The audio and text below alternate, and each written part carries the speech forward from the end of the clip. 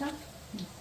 আমি আজকে করব আলুর দম, ঠিক আছে? খুবই সিম্পল এবং খুব অল্প কিছু দিয়ে সেটা আলুর দমটা করবো। আমি এখানে আলু ভাজতে বসিয়ে দিয়েছি, লাল লাল করে বেশ ভাজা। আর আলুগুলো একটুখানি বড় বড় সাইজের আলু ছিল, আমি 2 টুকরো করে নিয়েছি। আলুগুলো দেখতেই পাচ্ছেন, আলুগুলো বেশ লাল লাল করে ভাজতে বসিয়ে দিয়েছি। আর এখানে আমি একটা মশলা নিয়ে নিয়েছি, সেটার মধ্যে আদা বাটা নিয়ে নিয়েছি, জিরে বাটা, ধনে বাটা, আর 1 চামচ হচ্ছে কাশ্মীরি লঙ্কার গুঁড়ো। আর কিচ্ছু নেই, আর নুন আর হলুদ, আর একটুখানি লাস্টে দেবো ঘি, আর একটু দেবো কসুরি মেথি। এখানে কসুরি মেথিটা আমি ভেজে রেখে দিয়েছি, ভেজে রাখা আছে, ভেজে গুঁড়ো করে রাখা আছে। আর ফোড়নের জন্য দিচ্ছি আমি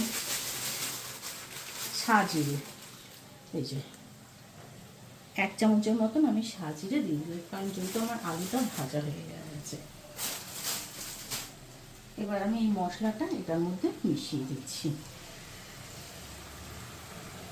খুবই সামান্য উপকরণ দিয়ে এবং খুবই টেস্টি খেতে আলুর দম। আলুর দমটার সঙ্গে মশলাটার সঙ্গে ভালো করে মিশিয়ে দিচ্ছি। এবার মশলাটার সঙ্গে আলুটা বেশ ভালোভাবে মেশানো হয়ে যায়। দেখুন, মশলার সঙ্গে আলুটা খুব ভালোভাবে মিশিয়ে দিয়েছি। এবার একটুখানি কষলে পরে আমি অল্প একটু জল দেবো, যে আলুটা সিদ্ধ হয়নি সেই আলুটা সিদ্ধ করার জন্য। আমি আলুটা একটা সিটি মেরে আগে থেকে সিদ্ধ করে নিয়েছি। দেখুন, মশলার সঙ্গে আমার খুব সুন্দরভাবে কষানো হয়ে যাচ্ছে আলুটা। যাদের তাড়াহুড়া আছে, তাড়াহুড়ার মধ্যে যদি একটু আলুর দম নিরামিষ দিনে করতে চান, তো এটা খুবই সহজে হয়ে যাবে। আমার এটা কষানো হয়ে গেছে। আমি এখানে অল্প, বেশি জল না, যেই বাটিটার মধ্যে নুন হলুদ দিয়ে আমি আলুটা মেখে রেখে দিয়েছিলাম ভাজার জন্য, সেইটুখানি জলই আমি এটার মধ্যে দিয়ে দিচ্ছি। আর জল দেবো না। কোনো বেশি মশলা বা কোনো কিছু বেশি উপকরণ লাগবে না। এটা হয়ে গেছে। এবার আমি এটাকে গ্যাসটা একদম কমিয়ে দিয়ে ঢেকে দেবো, আলুটা পুরো সিদ্ধ না হওয়া পর্যন্ত। এবার ঢাকনা দিয়ে ঢেকে দিলাম। দেখুন, আমার মোটামুটি আলুর দম রেডি। এর সাইড দিয়ে পুরো তেল ছাড়তে শুরু করে দিয়েছে। আমি এবার এর মধ্যে 1 চামচ ঘি দেবো।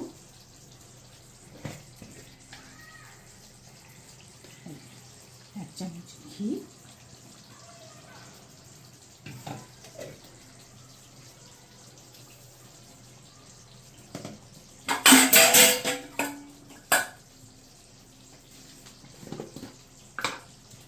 চামচ চিনি,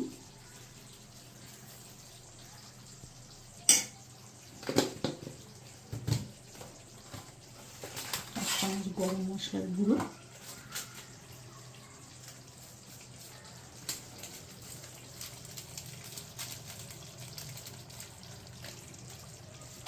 1 ভেজে রাখা কসুরি মেথি, এই যে ভেজে রাখা কসুরি মেথি।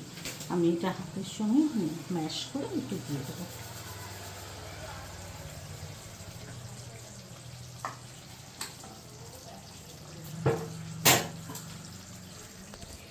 সবগুলোকে একবার একটু মিশিয়ে দেবো। ব্যাস, আমার তাহলে চটজলদি আলুর দম রেডি। দেখুন, একদম। এবার এটা আমি ঢেকে রেখে দেবো যতক্ষণ না সার্ভ করছি। এটা রান্না করে দেখবেন, খেতে খুব ভালো লাগবে। এটা লুচি, পরোটা, যে কোনো স্বাদের সঙ্গে খেতে খুব দুর্দান্ত লাগবে। আজকে আমি করছি নারকেল পমফ্লেট। তার জন্য আমি 4 পিস এখানে পমফ্লেট মাছ নিয়ে নিয়েছি। পমফ্লেট মাছটাকে আমি নুন, হলুদ আর অল্প শুকনো লঙ্কার গুঁড়ো দিয়ে ভেজে রেখে দিয়েছি। আর আমার মাছটা করতে লাগবে হচ্ছে নারকেলের গুঁড়োটা আমি একটু জলে ভিজিয়ে রেখেছি। এখানে হচ্ছে জিরে গুঁড়ো 1 চামচ, ধনে গুঁড়ো 1 চামচ, আর হচ্ছে নুন 1 চামচ, আর হলুদ 1 চামচ। ফোড়নের জন্য নিয়েছি কালো জিরা 1 চামচ, আর এটার মধ্যে আছে সর্ষে পোস্ত 1 চামচ করে দেওয়া। আর আমি রান্নাটা করব হচ্ছে সর্ষের তেল দিয়ে। আমি এখানে 3 চামচের মতো সর্ষের তেল দিলাম। ব্যাস, আর লাগবে না। খুবই অল্প জিনিস দিয়ে এবং খুব তাড়াতাড়ি হয়ে যায়। আমি কড়াইটা যেহেতু আগে বসিয়ে দিয়েছিলাম, এই জন্য তেলটা আমার গরম হয়ে গেছে। তেলটা গরম হয়ে গেছে পর আমি এখন এই যে 1 চামচের মতন কাঁচা লঙ্কা, কালো জিরা রেখেছি, এটা আমি ফোড়ন দিয়ে দেবো। এটা আমি ফোড়ন দিয়ে দিলাম। ফোড়ন দেওয়ার পর এখানে যে মশলাটা আমি ভিজিয়ে রেখে দিয়েছিলাম, হলুদ গুঁড়ো, জিরে গুঁড়ো, ধনে গুঁড়ো আর অল্প শুকনো লঙ্কার গুঁড়ো, এটাকে আমি এখন এটার মধ্যে দিয়ে দেবো। একটু নাড়িয়ে নিলাম, এইভাবে ভেজানো ছিল তো এই জন্য একটু নাড়িয়ে নিলাম।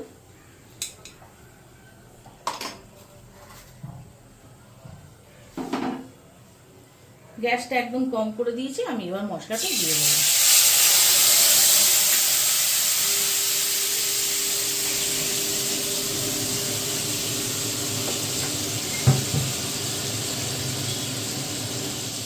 মশলাটা দিয়ে এবার আমি একটু হালকা করে তেলের সঙ্গে মশলাটা ভেজে নেব।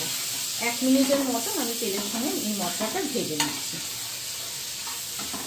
দেখুন মশলাটা আমার তেলের সঙ্গে মাখানো হয়ে গেছে।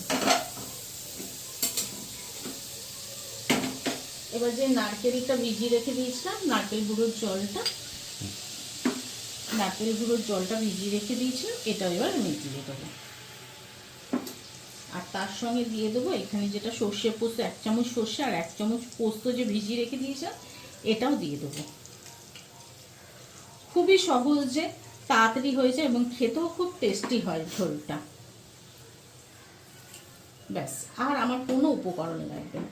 এবার একটু হালকা করে মিশিয়ে দিয়ে আমি গ্যাসটাকে বাড়িয়ে দিচ্ছি 3-4 মিনিটের জন্য। হ্যাঁ, এবার দেখুন আমার ঝোলটা পুরোপুরি ফুটে গেছে, একদম ঝোলটা ফুটে গেছে। এবার আমি গ্যাসটা একটু হালকা কমিয়ে দিয়ে মাছগুলো যে ভেজে রেখে দিয়েছি, এই মাছগুলো একটা একটা করে ঝোলের মধ্যে আমি দিয়ে দেবো।